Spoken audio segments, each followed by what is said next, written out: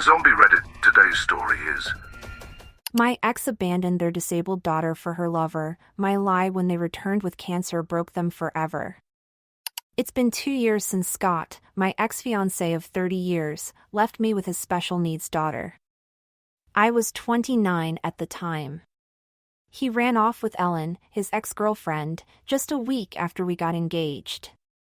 By then, we had been together for 3 years and had been living together for 6 months. He told me he was leaving for work and asked me to look after his daughter for a few days. I accepted, thinking that, as we were going to get married, it was a good idea to learn to be alone with her.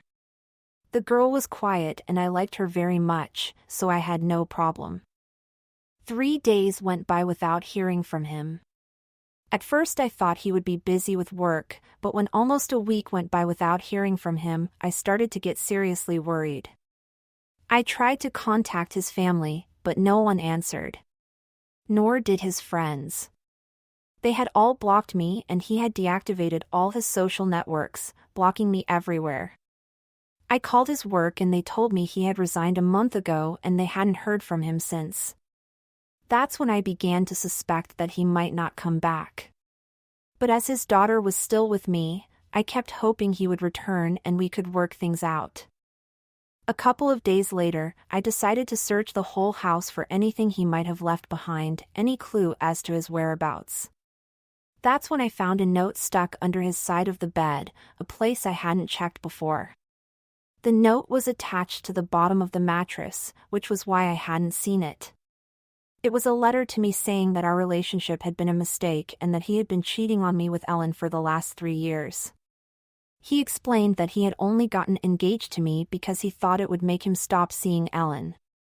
But she proposed to him days after she found out about our engagement, and together they decided to go away to start a new life. They asked me not to try to find them.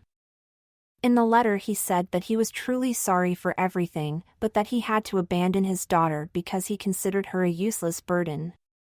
He wrote that she was a total burden to them and that they could no longer handle the situation.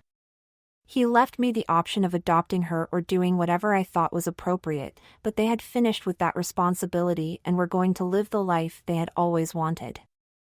Although the letter broke my heart, I didn't even have time to cry because I had to act urgently. I contacted Child Protection Services about her daughter, as she had clearly been abandoned and I didn't know what else to do. I couldn't adopt her on my own. I wasn't ready to be a single mother. If Scott had been with me, it would have been different, but I didn't feel capable on my own. Besides, the way they had left me with her only made everything worse. Although I loved the child very much, I knew I couldn't keep her under the circumstances. After contacting Child Protection, her paternal grandparents were forced to respond because, although they could ignore me, they couldn't ignore the authorities. However, they made it clear that they were not prepared to take on that responsibility. In the end, her maternal grandparents, Ellen's parents, took her in and she has been living with them ever since. As the child was safe, some attempts were made to locate the parents for a few months, but as it was not a priority case, they eventually stopped looking. It was clear that Scott and Ellen did not want to be found and, even if they were, they probably would not want to have any contact with their daughter, as they made clear in their note. Approximately 1 year after her departure, the court terminated her parental rights and Ellen's parents became her legal guardians. I keep in touch with them and I know that the girl is well looked after, which reassures me. Of course, beyond all this, it was very difficult for me to process Scott's abandonment emotionally, but I had to move on somehow. It's been 2 years and I've gotten over it pretty much, although now I have serious problems trusting people. I'm still living in the same house, and last week Scott and Ellen had the nerve to show up at my door. I decided to open it for them because I really wanted to hear what they had to say after 2 years. They began by apologizing through their tears, admitting that they had made a terrible mistake and that they now felt ready to be parents. They wanted to get their daughter back and compensate me for everything. They were willing to give me a check for any amount I asked for in exchange for my help. I don't know what came over me, but it infuriated me that they were naive enough to think they could fix everything with money. I told them it was too late, that I had handed their daughter over to social services 2 years ago and that I hadn't heard anything about her since. I told them that if they were looking for their daughter, they were at the wrong address because, as far as I was concerned, they no longer had a daughter. I closed the door while they cried and begged me to talk to them. After they left, I informed Ellen's parents that she had returned. When I told my parents what had happened, they told me that what I had done was wrong. They believe that there was no reason to lie to them like that despite what they did to me, and they think that I should tell them the truth and let them decide what to do. But I don't agree, and we ended up arguing, because they, who know everything I suffered, think that I shouldn't even have done this. I think they are being unreasonable and they think I am being cruel. They are right that I am being cruel, but I think they deserve it, and that is where we disagree. Addition, I realized that in my haste I forgot to mention several important details about Scott, Ellen, and their daughter. I will try to be brief. Scott and Ellen met at university, fell in love, and she became pregnant at the age of 21. They were in their final year when he proposed, but Ellen's parents were opposed. She had to fight hard to be able to keep the pregnancy, but even so her parents did not approve of the marriage to Scott. He was not very dedicated to his studies and showed no interest in working seriously. Scott himself confessed to me that all this was true. At the time he wanted to be a musician, but he wasn't talented enough and he definitely wasn't cut out to be a rock star. They stayed together until their daughter was 1 year old, but Ellen began to get frustrated because Scott jumped from one job to another without achieving stability, and at the rate he was going, her parents were never going to accept him. That's why she left him. 2 years later he met me and we started dating, then we got engaged and he seemed to have left Ellen behind, only keeping in touch because of his daughter. That's why I never felt insecure. He hardly ever talked about her, so I thought he had completely moved on, but I was wrong, and that's why all this happened. As for her daughter's age, she turns 8 this year. When she was abandoned she was 6, but I've known her since she was 3 and we developed a special bond. That's why I've kept in touch with her, because after knowing her for 3 years, I couldn't just cut her out of my life because of something her parents did. That's why I chose to keep in touch. Update 1, it's been a couple of days since my post and I still haven't spoken to my parents. They insist that what I did was extremely cruel and unnecessary, but I think that what Scott and Ellen did to their daughter and to me 2 years ago was much worse. So I think this is exactly what they deserve. If my parents can't understand my point of view and they still think I'm wrong, they can keep thinking it, I couldn't care less. I'm going to do what I think is right and, anyway, I've already done it, so there's no going back. Ellen's parents called me this morning to tell me that Ellen had sent them an email apologizing and asking if they could help her locate her daughter. Her parents have not responded and have no intention of doing so. They have no right to obtain information about their daughter because she has now legally been adopted by Ellen's parents and they are under no obligation to tell anyone how or where she is, least of all the people who abandoned her. Honestly, I can't even imagine the nerve it takes to show up after 2 years asking about their daughter and saying that they are now ready to be parents. Ellen's parents and I remember perfectly how difficult it was to explain to that 6-year-old girl that her parents probably wouldn't be coming back. You have no idea how exhausting it was for the 3 of us to comfort her when she cried for her parents without knowing how to explain the situation to her. Of course, we planned to tell her everything when she was older, but given her condition, things are different with her. Everything is more complicated and they never, not once, bothered to see how their own daughter was. She was only 6 years old, for God's sake. I can't understand how they dared to just abandon her and leave. And now, just because they feel guilty and it suits them, they've come back wanting their daughter back in their lives. The nerve of them, really. I'm glad Ellen's parents never loved Scott and I think they were right about him. Those 2 really deserve each other and anyone who thinks I should show them any kind of compassion is very much mistaken. In fact, they should be grateful that the authorities didn't pursue their case because it wasn't a priority. Because if they had been found, I personally would have sued them. Unfortunately, I couldn't do it at the time, but now I won't rest until I make sure they pay for what they did. And I'm not talking about money, I'm talking about making them suffer emotionally. In any case, I doubt that any amount of money could compensate for what they did, especially to me. At least their daughter is young and in time she will be able to get over it and maybe forget it. I'm not saying it's going to be easy for her, but at least she has her whole life ahead of her. I, on the other hand, who had planned my whole future with Scott, now can't trust any man. Over the last year I've tried to start dating again, but I just can't. I've had a couple of dates, but they never go anywhere. My parents know how difficult it's been for me to get through all this, how hard it was for him to abandon me like that, and yet they think I'm being cruel to him. It doesn't make sense to me, and it hurts a lot that they've decided to stop talking to me over something like this. I'm their only child and I can't believe they would treat me this way. It's very disappointing, but there's not much I can do about it, and I'm definitely not going to contact them first. If they want to talk to me, they'll have to make the first move. In the meantime, I'm grateful to have this platform to talk about my problems anonymously because so far I haven't even been able to tell my friends any of this. It feels too personal and, besides, after my parents' reaction, I don't know what to expect from anyone. I definitely don't need any more drama in my life right now, so I think I'll keep it to myself for now. Update 2. It's been a couple of days since my last update, and since Ellen's parents didn't respond to her email, she decided to show up at their house unannounced. She went alone, without Scott, and after her visit they called me to tell me what had happened. Apparently, when Ellen arrived, they refused to let her in and told her that they didn't want anything to do with her and that if she was looking for their daughter, she was only going to be disappointed because she wasn't with them.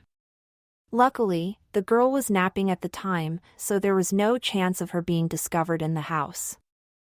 But Ellen started to plead and cry, saying that she knew her daughter had to be there and that we were all lying to her, that she knew she had made a mistake but that as a mother she had the right to see her daughter.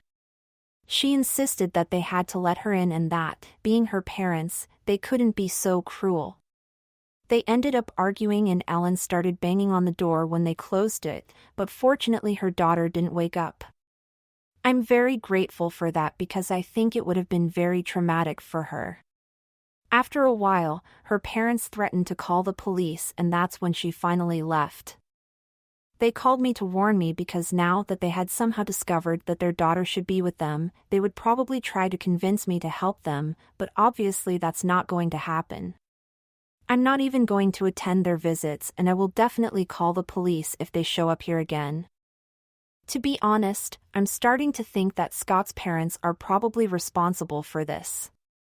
They didn't really participate in the adoption process, but I guess they must have had some idea of what was going on after Child Protection Services contacted them, so they probably assumed that Scott and Ellen's daughter is now with her maternal grandparents because she's definitely not with me. And since Scott's parents always adored him, I'm pretty sure they kept in touch with him during these 2 years but refused to help locate them.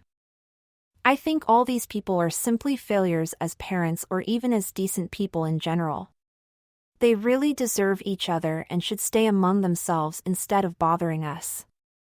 I don't even understand why they are so determined to get back to their daughter. They could have another baby now, or maybe I'm assuming that that must be part of the reason why they might not feel guilty and maybe they just want to get back into their daughter's life because they have problems conceiving another baby. I've heard stories like that and it wouldn't surprise me if that was the case because, judging by how selfish and cruel their behavior was the first time, I wouldn't be surprised if that was the case. Anyway, I'm not sure, so I can't say anything about why they want to get back together with their daughter after 2 years, but from what I've sensed these days, I'm pretty sure it has nothing to do with their conscience.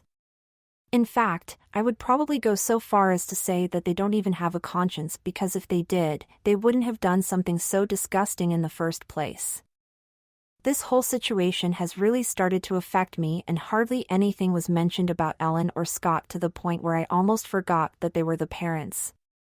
They never talked about her, but lately I feel like I'm drowning because I started thinking about them every day again, and it feels like all the healing and self-care of the last 2 years is unraveling because I feel like I'm going back to that state of mind from the first few days after Scott left me, and that just can't happen because it was one of the darkest times of my life and I really don't want to go back there. At least back then I had my parents to support me, but this time they're not even talking to me.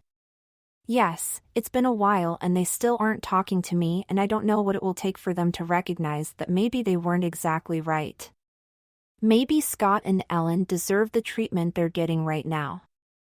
I don't understand why they are being so stubborn about this whole thing, but even I have decided that enough time has passed and now an apology just won't be enough. I don't know exactly what I want them to do, but simply coming back to me and saying they're sorry won't be enough. They are going to have to show me that they are sorry, and I will decide whether or not I want to forgive them because I think they have been very insensitive and I don't need any more of that negativity in my life right now. Update 3. Just as Ellen's parents had predicted, 2 days after she showed up at their house, Scott showed up at mine. I just don't understand why these people think we are going to help them, especially after everything they put us through over the last 2 years. But for some reason, they think we should be nice to them even after they have been so heartless and insensitive to all of us. As expected, he came alone this time without Ellen, and I'm pretty sure this is a strategy. They probably think that showing up together would upset us even more. So they're trying to make it look like they really care about our feelings. I don't understand why they think we're so naive, but when he showed up, I told him immediately that he needed to leave or I would call the police. He started to cry, saying that he knew he had ruined it but that he had learned his lesson, and said that karma had finally caught up with them.